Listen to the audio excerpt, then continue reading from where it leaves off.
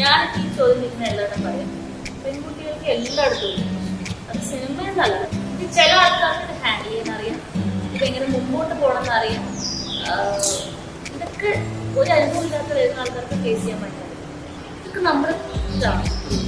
അത് നമ്മളോടൊക്കെ ഇങ്ങനെ ചോദിക്കുന്നത് കാരണം ആരോട് വെച്ചാൽ അവർ പറയും ഇല്ല അങ്ങനെയൊന്നും ഇല്ല, ജസ്റ്റ് വളരെ നല്ലതാണെന്നൊക്കെ പറയും. ഞാൻ ചെയ്ത എല്ലാ സിനിമയിലും ആൾക്കാരും മോശം ഒരിക്കലും പറയാം. അതിൽ നല്ല ഡയറക്ടേഴ്സ് ഉണ്ടായിരുന്നു, നല്ല പ്രൊഡ്യൂസേഴ്സ് ഉണ്ടായിരുന്നു, നല്ല ആക്ടേഴ്സ് ഉണ്ടായിരുന്നു. അതുപോലെ തന്നെ ചില സൈഡ് മോശമായിട്ട് ബിഹേവ് ചെയ്യുന്ന ആൾക്കാരും ഉണ്ട്. ഇപ്പോഴത്തൊരു മണ്ടത്തരമായില്ല.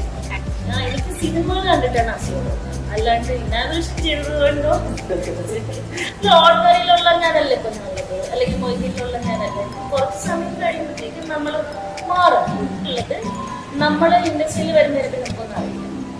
ഞാൻ ഒട്ടും സീരിയസ് അല്ലാതെ അഭിനയത്തിനെ പറ്റി എന്തെന്ന് അറിയത്തില്ല. ആൾക്കാർ പറയും അറിയാലോ, സോഷ്യൽ മീഡിയ ആയതുകൊണ്ട് ഇത്തിരി ഒന്ന് കൂടിയാൽ മതി, അതടിച്ചു, മെലിഞ്ഞു, അല്ലെങ്കിൽ മുടി പോയി, മുടി കുറഞ്ഞു, എല്ലാ കമന്റ്സും നമുക്ക് ലൈവായിട്ട് ഒന്നും വേണ്ടി ചെയ്യാറില്ല. ആവശ്യമുള്ളതൊക്കെ എടുക്കുക, അനാവശ്യമായിട്ടുള്ളത് ടെക്നിക്കലോ ഇതൊക്കെ ഒരു മാനസികമായിട്ടാണ് ഞാൻ കാണുന്നത്. പാല് ഭയങ്കര അതായത് മാനസാര ഇല്ലെന്നുള്ളൂ, മാനസാര പോകുന്നത് പാല് ഭയങ്കര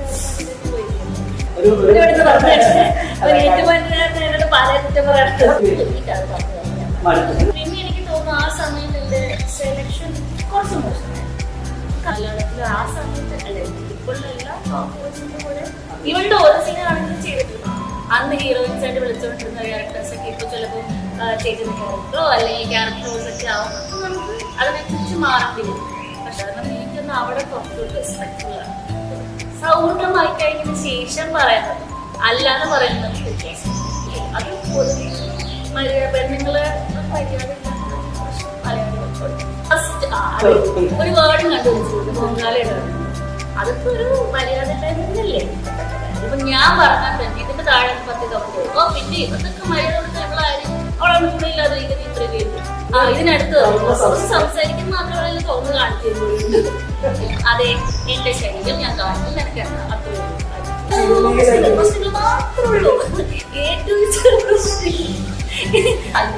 എന്നാലും ഇന്റർവ്യൂ കഴിഞ്ഞ് ഭയങ്കര കിടക്കും പറയണ്ട. അങ്ങനത്തെ കമന്റ്സ് വരുമ്പോ ഒരാളിനോടാണല്ലോ എനിക്ക് പെണ്ണിനോടാകുമ്പോ എനിക്ക് വരുന്നില്ല. പിന്നെ അത് കണ്ടിട്ട് കുറച്ച് പെണ്ണിന് ഫ്രണ്ട്സ് കൂടിയിട്ടുണ്ട്.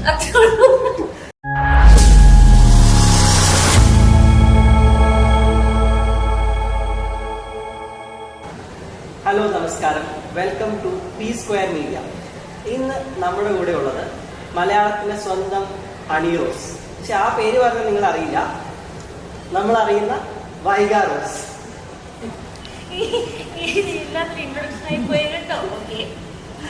സ്വന്തം പേരായതുകൊണ്ട് ഞാൻ ക്ഷമിച്ചിരിക്കും. എങ്ങനെയാണ് ഹണി റോസ് വൈഗ റോസ്? ഹണി എനിക്ക് മുമ്പ് ഇൻഡസ്ട്രിയിലാണ്. അപ്പൊ ആ സമയത്തൊരു കൺഫ്യൂഷൻ ഉണ്ടായിരുന്നു. അപ്പൊ എനിക്ക് തോന്നുന്നു ഈയിടെയാണ് ഈ പേരൊക്കെ വെച്ച ആൾക്കാർ ക്വസ്റ്റ്യൻ ചോദിക്കാൻ തുടങ്ങിയത്. ഇതുവരെ ഈ പേരൊന്നും ഇല്ലായിരുന്നല്ലോ. പക്ഷെ അത് എനിക്ക് എപ്പോഴും അറിയാൻ ഇതൊരു കൺഫ്യൂഷൻ ആകുന്നത്. എനിക്കിപ്പോഴും മൈ ഫേവറേറ്റ് നമ്മുടെ സ്വന്തം പേരല്ലേ ഇഷ്ടം. അത് വലിയ പണിയൊന്നും ഇല്ലായിരുന്നു. ഒരു 10 പേരെടുത്തു. ആ സമയത്ത് ഇല്ലാത്ത ആൾക്കാരെ നോക്കിയിട്ട് ഒരു പേര് അത്ര ഉണ്ടായിരുന്നു. ഹണിറോസിനെ പറ്റി പറഞ്ഞോണ്ട് ചോദിക്കാം. ഹണിറോസിനോട് ഇപ്പൊ ഹണിറോസ് ഇങ്ങനെ എന്താ പറയുക തിളങ്ങി നിൽക്കുവാണ്, ഇന്റർവ്യൂ കൊടുക്കുന്നു, ഇനാഗ്രേഷൻ ചെയ്യുന്നു. എപ്പോഴെങ്കിലും അസൂയ തോന്നിയിട്ടുണ്ടോ? അസൂയ തോന്നിയിട്ടുണ്ടോ ചോദിച്ചാൽ അങ്ങനെ അസൂയ തോന്നിയിട്ടില്ല. എനിക്ക് സിനിമകൾ കണ്ടിട്ടാണ് അസൂയ തോന്നുന്നത്, അല്ലാണ്ട് ഇനാഗ്രേഷൻ ചെയ്തത് കൊണ്ടോ അങ്ങനെയല്ലോ. അത് നമ്മൾ പ്രൊഫഷന്റെ ഭാഗമായിട്ട് നമ്മളെ വിളിക്കുന്നു, നമ്മൾ ചെയ്യും. ഞാൻ അതിനോട് ഇനാഗ്രേഷൻ ചെയ്തിട്ടുണ്ട്. അതുകൊണ്ട് നിങ്ങൾ ചെയ്യുന്നില്ല, പുള്ളിക്കാർ ഭയങ്കര സിമ്പിളാണ്. നമ്മൾ സംസാരിക്കുമ്പോൾ നമ്മൾ അല്ലാതെ ഭയങ്കര ജാടുള്ളൊരു ആർട്ടിസ്റ്റ് അങ്ങനെയൊന്നല്ല. ഞാൻ ഇതിനൊന്ന് പറഞ്ഞു എൻ്റെ പേരും ഹണി എന്നാണ് ആണോ എന്ന് ചോദിച്ചു. ശരി ഓക്കെ. പിന്നെ ഒരേ നാട്ടുകാരാണ്, പുള്ളിക്കാരി തൊടുപുഴയല്ലേ, ഞാൻ പാലാണ്. അപ്പൊ അതുകൊണ്ട് അങ്ങനെ അസുഖം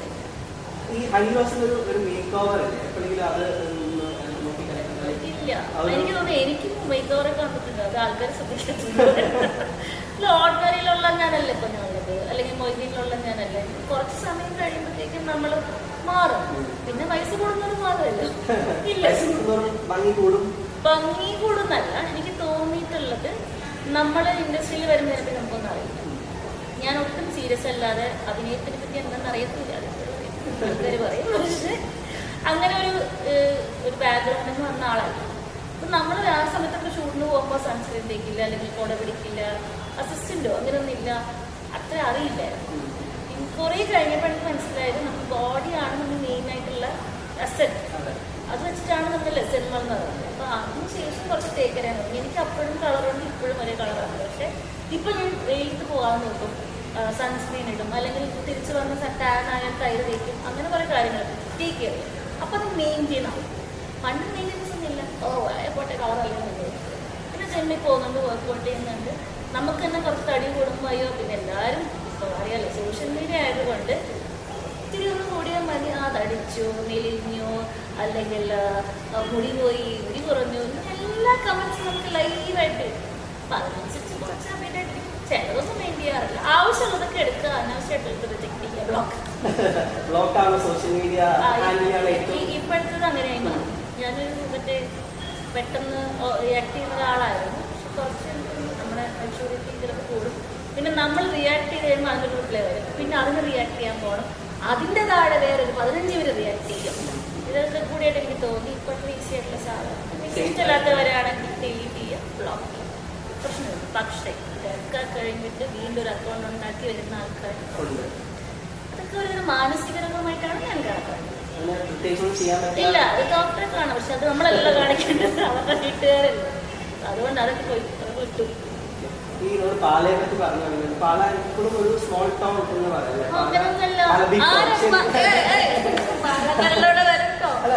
പാല ഭയങ്കര അതായത് മാനസാര ഇല്ലെന്നുള്ളൂ. മാനസാര പോകുമ്പോൾ പാല ഭയങ്കര ഡെവലപ്പായിട്ട് തന്നെ പോയിരിക്കുന്നത്. ഞാൻ തന്നെ പോകുമ്പോ ഞാൻ വീട്ടുകാരനാണ്, എനിക്ക് പാല അറിയാം. ഞാൻ പറഞ്ഞ പാല സ്റ്റേറ്റ് ഡെവലപ്പ്, റോഡ്സ് ഒക്കെ ഭയങ്കര ഡെവലപ്പ്. ഞാൻ പറഞ്ഞ അങ്ങനെയല്ല, നമ്മളൊരു ഇൻഡസ്ട്രിയെ സംബന്ധിച്ചിടത്തോളം ഒരു സ്മോൾ ടൗൺ നമ്മൾ കൺസിഡർ ചെയ്യുന്ന ഒരു പ്ലേസ് ആണ്. അത് ഈ പാലയിൽ നിന്ന് വരുന്നു. എങ്ങനെയാണ് ഒരു ബിഗിനിങ്, അതായത് നമുക്ക് ഇൻഡസ്ട്രിയിൽ സ്റ്റാർട്ട് കിട്ടണം എന്ന് ആളുകൾ ഒത്തിരി പേര് അല്ല. അത് ഞാനൊരു സിനിമ ഷൂട്ടിങ് കാണാൻ, ഷൂട്ടിംഗ് എന്ന് വെച്ചാൽ തൊട്ട് എൻ്റെ ഒരു ഫ്രണ്ടിൻ്റെ വീട്ടിലായിരുന്നു ഷൂട്ടിങ്. അപ്പോൾ ലാലേട്ടൻ വന്നിറങ്ങിയിട്ട് ആരാധനമൊത്ത് കാണാൻ പോയതാണ്. അങ്ങനെയാണ് സിനിമ. ഫസ്റ്റ് സിനിമ അലക്സാണ്ടറിന്റെ കയ്യിൽ. എന്താ ചെയ്തതെന്ന് എനിക്കൊരു ഐഡിയ ഇല്ലാത്തത്. എന്നോട് എന്തോ ചെയ്യാൻ പറഞ്ഞു, ഞാൻ ചെയ്തു, തിരിച്ചു പോകുന്നത്. ഫസ്റ്റ് ഷോട്ട് തന്നെ ലാലേട്ടന്റെ കൂടെയാണ്.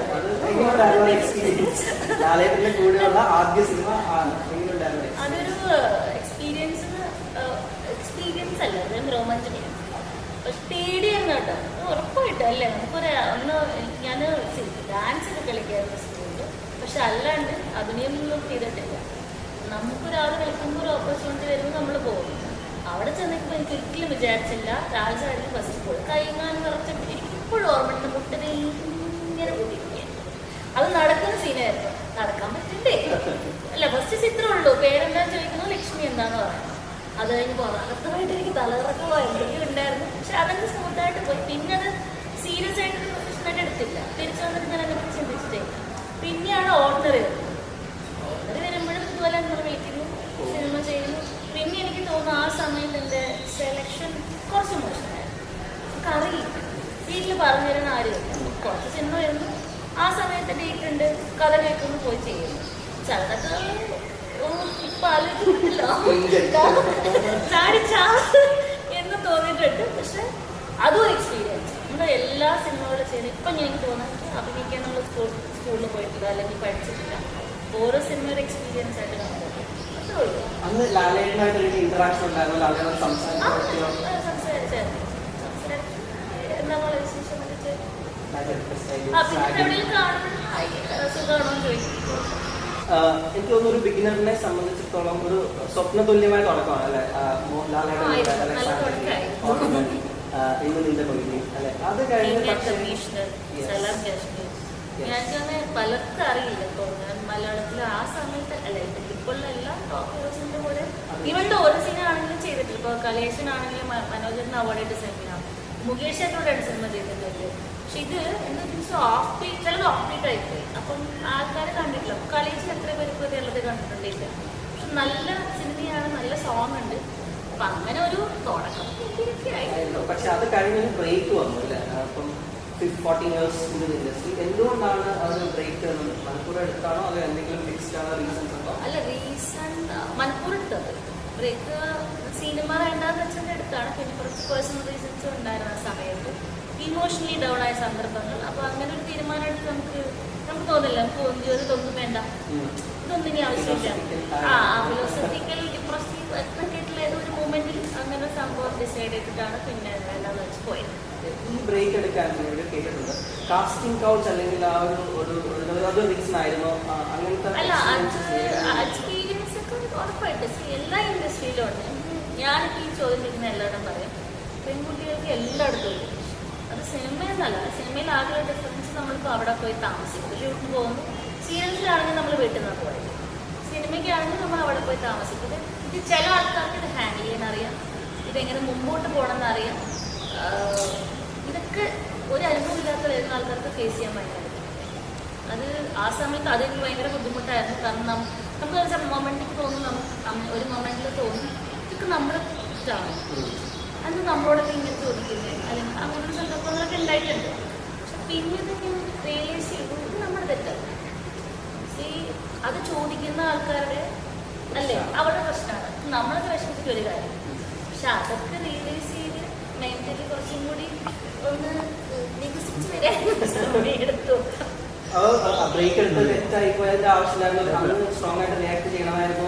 അല്ല, അത് മാത്രം കൊണ്ടല്ല ബ്രേക്ക് എടുത്ത് ഇമോഷണലി ഒരു പ്രശ്നം ഉണ്ടായിട്ടാണ് എടുത്തത്. പിന്നെ അത് കഴിഞ്ഞ് ആ സമയത്ത് എനിക്ക് ഒരു ആക്സിഡന്റ് ആയിട്ട് ലിഗ്മെന്റ് എയർ ഉണ്ടായിരുന്നു. അങ്ങനെ കുറേ ഇമോഷണലി ഹെൽത്ത് വൈസ് പിന്നെ പ്രൊഫഷണൽ വൈസ് എനിക്ക് തോന്നുന്നത് കുറച്ചൊക്കെ സപ്പോർട്ട് നമുക്ക് വേണം. അത് മെന്റലി ഇപ്പം എൻ്റെ ഫാമിലി ആണല്ലോ, എൻ്റെ അമ്മയ്ക്ക് സപ്പോർട്ടീവ് വേണം. പക്ഷെ എങ്ങനെ സപ്പോർട്ട് ചെയ്യണം അറിയില്ല. ഇനി അഭിനയിച്ചോ അല്ലെങ്കിൽ അങ്ങനെ പറയുന്നത് വരും, പക്ഷെ എങ്ങനെ മുമ്പോട്ട് പോകണമെന്നോ അല്ലെങ്കിൽ ഞാൻ അമ്മയുടെ അടുത്തൊരു സിനിമയെ പറ്റി ചോദിച്ചാൽ ഈ സിനിമ ചെയ്യണോ ആ സിനിമ ചോദിച്ചാൽ നമുക്കറിയാം. ഇപ്പോൾ വീട്ടിലൊരു സജഷൻ ചോദിക്കാൻ ഒരാളില്ല, അല്ലെങ്കിൽ ഒരു മെന്റൽ സപ്പോർട്ട് ഉണ്ട്, പക്ഷെ അവർക്ക് സിനിമയെ പറ്റി ഒന്നും അറിയില്ല. അങ്ങനെയൊക്കെ കുറേ റോങ് ആയിട്ടുള്ള റൈറ്റ് ചോയ്സ് ഞാൻ ചെയ്തിട്ടുണ്ട്. ബ്രേക്ക് എടുത്തത് ഒരു മണ്ടത്തരമായിരുന്നു ആക്ച്വലി. പറയുന്ന മലയാളത്തിൽ വരുന്ന ഓൾമോസ്റ്റ് എല്ലാ ഫീമെയിൽ ആർട്ടിസ്റ്റും കാസ്റ്റിംഗ് കൗച്ച് ഫേസ് ചെയ്തിട്ടുണ്ട്. അല്ല, അങ്ങനെ എനിക്കറിയാം. ഞാൻ എല്ലാവരോടും ഇപ്പൊ എനിക്ക് എത്ര ഹീറോയിൻസ് ആയിട്ട് അറിയാം. പിന്നെ ഇനി അങ്ങനെയുള്ള ആൾക്കാരെല്ലാവരും ഓപ്പൺ ആയിട്ട് പറയണം ഒരു നിർബന്ധമില്ല. കാരണം ആരുടെ വെച്ചാൽ അവർ പറയുന്നില്ല അങ്ങനെയൊന്നും ഇല്ല, ഈ ഇൻഡസ്ട്രി വളരെ നല്ലതാണെന്നൊക്കെ പറയും. അതാണ് മോഡ് ഓഫ് സർവീസ്, മനസ്സിലായോ? അതായത് അങ്ങനെ ആൾക്ക് വെച്ച് പറയുന്ന ആൾക്കാർ സർവീസിന് മുമ്പോട്ട് പോകും. നമുക്ക് സമയത്ത് നല്ല ആൾക്കാരുണ്ട്. ഞാൻ ചെയ്ത എല്ലാ സിനിമയിലെ ആൾക്കാരും മോശം ഒരിക്കലും പറയാം. അതിൽ നല്ല ഡയറക്ടേഴ്സ് ഉണ്ടായിരുന്നു, നല്ല പ്രൊഡ്യൂസേഴ്സ് ഉണ്ടായിരുന്നു, നല്ല ആക്ടേഴ്സ് ഉണ്ടായിരുന്നു. അതുപോലെ തന്നെ ചില സൈഡ് മോശമായിട്ട് ബിഹേവ് ചെയ്യുന്ന ആൾക്കാരും ഉണ്ട്. ഇത് നമ്മൾ അങ്ങോട്ടും ഇങ്ങോട്ടൊക്കെ ഒരു മുമ്പോട്ട് പോവുക, അതാണ് സർവീസ്. ഇപ്പൊ പുതിയതായിട്ട് വരുന്ന നടിമാരോട് as an experienced actor and artist എന്തായിരിക്കും വൈകി പറയുക? ഇങ്ങനെ ഒരു എക്സ്പീരിയൻസ് വന്നാൽ അല്ല, അങ്ങനെ ഒരു എക്സ്പീരിയൻസ് പറയാൻ മാത്രമൊന്നും ആളുണ്ടായിട്ടില്ല. ഇത് ഫേസ് ചെയ്തിട്ടുള്ള ഒരാളെന്നുള്ള രീതി അല്ല. പക്ഷെ എനിക്ക് പറയാനുള്ളത് ഇങ്ങനത്തെ കാര്യങ്ങൾ ഒരിക്കലും പുറകോട്ട് പോകും. അത് എങ്ങനെയെങ്കിലും ഫേസ് എന്ന് വെച്ചാൽ ഇതിനങ്ങനെ റിപ്ലൈ പറയാനുള്ളതല്ല. അത് ട്രാക്കിൽ നിന്ന് മുമ്പോട്ട് പോകാൻ ഒരു എനർജി നമുക്ക് എവിടെയെങ്കിലും കിട്ടണം, അത് ഉണ്ടാവണം, എന്നാലും സർവ് ചെയ്യാൻ. അല്ലെങ്കിൽ ചിലപ്പോൾ നമ്മൾ കുറേ നാൾ കഴിയുമ്പോൾ നമുക്ക് തിരിച്ചു വരുമ്പോൾ നമുക്ക് തോന്നും ഒന്ന് ഏജ് മുമ്പോട്ട് പോകും. അല്ല, ഫാക്റ്റാണ്. രണ്ടാമത്തെ കാര്യം ആ സമയത്ത് ഉണ്ടായിരുന്ന സ്റ്റാർട്ടിങ് തിരിച്ചു വരുമ്പോൾ വരണമെന്നില്ല, ആ ചോയ്സ് വേണമെന്നില്ല. ചിലപ്പോൾ നമുക്ക് മാറും. അന്ന് ഹീറോയിൻസ് ആയിട്ട് വിളിച്ചുകൊണ്ടിരുന്ന ക്യാരക്ടേഴ്സൊക്കെ ഇപ്പോൾ ചിലപ്പോൾ ചെയ്തിരുന്ന ക്യാരക്ടറോ അല്ലെങ്കിൽ ക്യാരക്ടേഴ്സ് ഒക്കെ ആവും. അപ്പം നമുക്ക് അതിനനുസരിച്ച് മാറേണ്ടി വരും. പക്ഷെ സർവൈവ് ചെയ്യാനായിട്ട് പിടിച്ച് മുമ്പോട്ട് പോവുക, അത്രേ ഉള്ളൂ. ഇപ്പോഴല്ല, ഞാൻ 2015 ഷിഫ്റ്റ് ചെയ്തു. സിനിമ മൊയ്തീൻ ചെയ്യുന്ന അവസാന ഷെഡ്യൂളിലൊക്കെ തന്നെ ഞാൻ ചെയ്തിട്ടുണ്ടായിരുന്നു. ഇപ്പോൾ വൈഗ മലയാളം ഇൻഡസ്ട്രിയിലും തമിഴ് ഇൻഡസ്ട്രിയിലും നല്ല നല്ല റോൾസ് ചെയ്തിട്ടുള്ള ആർട്ടിസ്റ്റാണ്. ഈ രണ്ട് ഇൻഡസ്ട്രി സോ അപ്പോൾ ഈ രണ്ട് ഇൻഡസ്ട്രി കമ്പയർ ചെയ്യുമ്പോൾ നടിമാരെ ട്രീറ്റ് ചെയ്യുന്ന രീതിയിൽ എന്തെങ്കിലും വ്യത്യാസം ആക്ച്വലി വ്യത്യാസമുണ്ട്. കാരണം എനിക്കൊന്ന് അവിടെ കുറച്ചുകൂടി റെസ്പെക്ട്ഫുള്ളാണ്. അത് അവരൊരു എനിക്കറിയില്ല എന്താ കാര്യം. ചിലപ്പോൾ അവിടുത്തെ ഒരു CM സ്ത്രീയായിരുന്നു, അല്ലെങ്കിൽ അതുകൊണ്ടാണ് എന്നെ ഇതുവരെ ആരും പേര് വിളിച്ച് വളരെ റെയറായിട്ടാണ് ഞാൻ കേട്ടിരിക്കുന്നത്. ഇനി അവർ മാഡം വിളിക്കുക അല്ലെങ്കിൽ പേര് വിളിക്കുന്നത് തെറ്റാണെന്നല്ല, പേര് വിളിക്കുന്നതുകൊണ്ട് എനിക്ക് ഒരു കുഴപ്പമില്ല. പക്ഷേ ഈ കണ്ടോടനെ എടി കൂടി അങ്ങനത്തെ ബിഹേവിയറൊക്കെ നമുക്ക് മലയാളികൾക്ക് സൗഹൃദമായി കഴിഞ്ഞതിന് ശേഷം പറയുന്നത് അല്ലാതെ പറയുന്നത് വ്യത്യാസം. ഇപ്പം നമ്മൾ തന്നെ ഇപ്പം കണ്ടു എന്നെ നാളെ രാവിലെ വിളിച്ച് എടി നീ എവിടെ എടിയെന്ന് ചോദിക്കുമ്പോൾ നമുക്ക് അന്ന് തോന്നില്ലേ? അതാണ് ഞാൻ ഉദ്ദേശിച്ചത്. അത് പൊതുവെ പെണ്ണുങ്ങളെ ഒരു മര്യാദ ഇല്ലാത്ത പ്രശ്നം മലയാളികൾക്കുണ്ട്. അത് നിങ്ങൾ സോഷ്യൽ മീഡിയയിൽ തന്നെ നോക്കും. മലയാളികളാണ് ഏത് രാജ്യത്താണ്, അതായത് എവിടെയാണെങ്കിലും. ഇപ്പോൾ എന്തായാലും ഞാൻ ഇൻസിഡൻറ്റ് പറഞ്ഞു കേട്ടോ. ഇതൊക്കെ പോകുന്നതാണ്. നമ്മുടെ മലയാളികളുടെ പോയി കമൻറ്റ് അയാൾക്ക് മലയാളം വായിക്കാൻ അറിയാം ഇല്ല. പക്ഷെ കമൻറ്റ് ബോക്സ് നോക്കിയാൽ എന്തെങ്കിലും ഇഷ്യൂ വരുമ്പോൾ അത് ഏത് രാജ്യത്തുള്ള ആളെയാണെങ്കിലും ചീത്ത പറയാം. ഫസ്റ്റ് അത് ഒരു വേർഡും കണ്ടുപിടിച്ചിട്ടുണ്ട്, പൊങ്കാലയിടാറുണ്ട്. അതൊക്കെ ഒരു മര്യാദ ഇല്ലായ്മല്ലേ. സോ അതിൻ്റെ ഒരു കുറവ് ഇവിടെ ഉണ്ട്. പക്ഷെ അത് എനിക്കൊന്നും ചെയ്യാൻ പറ്റാത്ത കാര്യങ്ങൾ. ഇപ്പം ഞാൻ പറഞ്ഞാൽ തന്നെ ഇതിൻ്റെ താഴെ 10 കമൻറ്റ് ചെയ്യും. പിന്നെ ഇതൊക്കെ മര്യാദ കൊടുക്കാൻ ഇവളായാലും അവളാണ് തുണിയില്ലാതിരിക്കുന്ന ഇന്റർവ്യൂ ഉണ്ട്. ഇതായിരിക്കും ബേസിക് ആയിട്ടുള്ള സാധനം. ഒന്നും ചെയ്യാൻ പറ്റില്ല, അത്രേ ഉള്ളൂ. ഇപ്പൊ വൈക സംസാരിക്കുന്ന കേട്ടിരിക്കാൻ നല്ല രസമാണ്. വൈക കാര്യങ്ങൾ വളരെ തുറന്ന് സംസാരിക്കുന്ന ഒരാളുമാണ്. ഇതിനടുത്ത് സംസാരിക്കുന്ന മാത്രമല്ല തുറന്ന് കാണിക്കുമ്പോഴുണ്ട്. ഇതൊക്കെ താഴെ വരുമ്പോൾ ശരിക്കും നമ്മൾ വായിക്കുന്ന സാധനങ്ങളാണ്. ആദ്യമൊക്കെ വായിക്കുമ്പോൾ എനിക്ക് വിഷമമില്ല. ഇപ്പൊ എനിക്ക് വായിക്കും അതെ എന്റെ ശരീരം ഞാൻ കാണിക്കും, നിനക്ക് എന്താ അത്ര ഇങ്ങനെ തുറന്ന് സംസാരിക്കുന്നതുകൊണ്ട് പ്രശ്നങ്ങൾ മാത്രമേ ഉള്ളൂ. ഏറ്റവും പ്രശ്നം വന്ന് അന്ന് വന്ന് ഇന്ന് വരെ എനിക്ക് ഇന്നായിട്ടുള്ള എല്ലാ പ്രശ്നങ്ങളും എനിക്ക് സംസാരിക്കുന്നതാണ്. കുറെ ഇപ്പൊ മാറിയിട്ടുണ്ട്. പണ്ട് ഭയങ്കര പ്രശ്നമായിരുന്നു. പണ്ട് മറ്റേ ബ്രേക്കില്ലായിരുന്നു. ഇപ്പൊ ഞാൻ കുറച്ച് ആലോചിക്കും. എന്നാലും ഇന്റർവ്യൂ കഴിഞ്ഞ് വൈകുന്നേരം കിടക്കും പറയും. എന്നാലും അങ്ങനെ പറയണ്ടായിരുന്നു. ഇത്തിരി കൂടിപ്പോയല്ലോ ദൈവം, ഞാൻ അതിന് പ്രശ്നമാകുമല്ലോ. പക്ഷെ ഇതാണ് ഞാൻ ഇപ്പോൾ എന്നെ ആദ്യം കാണാൻ വരുമ്പോൾ ഇപ്പം നമ്മുടെ കോട്ടയത്ത് രാവിലെ വരുമ്പോൾ എനിക്കത് വീട്ടിൽ നിന്ന് ഇറങ്ങിയപ്പോഴേ എന്ത് ദൈവം ഞങ്ങൾ ഭയങ്കര ചാടിയായിരിക്കും, എന്ത് ചെയ്യും, നമ്മളെങ്ങനെ സംസാരിക്കും എന്നുള്ളതിലാണ് ഇവർ. ഒന്നെങ്കിൽ എൻ്റെ ഫേസിൻ്റെ പ്രശ്നമായിരിക്കും, അല്ലെങ്കിൽ ഞങ്ങളുടെ ഫോട്ടോസിൻ്റെ പ്രശ്നമായിരിക്കും. പക്ഷെ സംസാരിച്ച് കഴിയുമ്പോൾ ആൾക്കാർക്ക് അത് മാറും. പക്ഷെ നമുക്ക് എല്ലാവരോടും പോയി സംസാരിച്ച് തിരുത്താൻ പറ്റില്ല.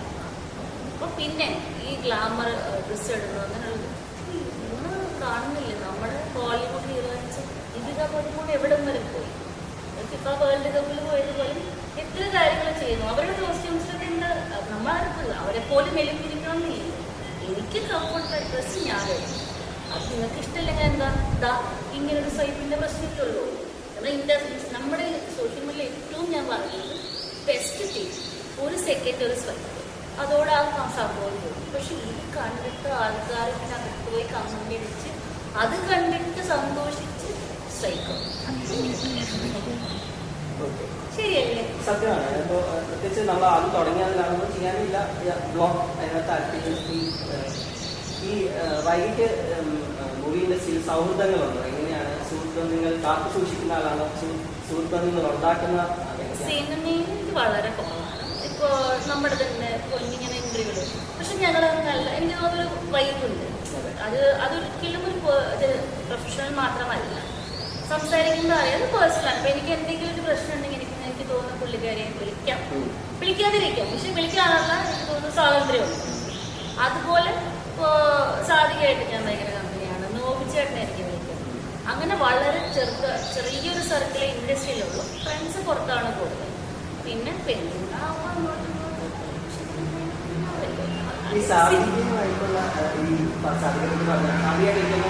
വളരെ നല്ല സൗഹൃദമാണ്. അതിനെ പലപ്പോഴും തെറ്റിദ്ധരിക്കപ്പെട്ടിട്ടുണ്ട്. അതിന് കമന്റ്സ് അങ്ങനെ വന്നിട്ടുണ്ട്. ഇങ്ങനത്തെ കമന്റ്സ് ഒക്കെ എങ്ങനെയാണ് അതിനെ? അങ്ങനത്തെ കമന്റ്സ് വരുമ്പോൾ ഇപ്പോൾ ഒരു ആണിനോടാണെന്നല്ല ഫീൽ ചെയ്യുന്നു, പെണ്ണിനോടാകുമ്പോൾ എനിക്ക് ഫീൽ ചെയ്യുന്നൊന്നുമില്ല. പിന്നെ അത് കണ്ടിട്ട് കുറച്ച് പെണ്ണുങ്ങൾ ഫാൻസ് കൂടിയിട്ടുണ്ട്. അത്രയുള്ളൂ. അതാണെന്ന് വിചാരിച്ചിട്ടാവാം. പക്ഷെ ശരി, നമുക്ക് ഒരു ബേസിക് കോമൺ സെൻസ് ഉണ്ട്. നമുക്ക് വീട്ടിൽ സഹോദരി, എനിക്കൊരു ചേച്ചി, എല്ലാവരും നമ്മളിപ്പോൾ കെട്ടിപ്പിടിച്ച് ഫോട്ടോ എടുക്കുന്നു അല്ലെങ്കിൽ ഒരു ഉമ്മതയെ കൊടുക്കുന്നു എന്നുകൊണ്ട് അങ്ങനത്തെ ബന്ധമാവണമെന്നില്ല. അത്രേ ഉള്ളൂ മറുപടി വരും. അത് എൻ്റെ ആൾക്കാർ എന്ത് വിചാരിച്ചാലും എനിക്ക് ഒരു പ്രശ്നമില്ലാത്തൊരു കേസ്.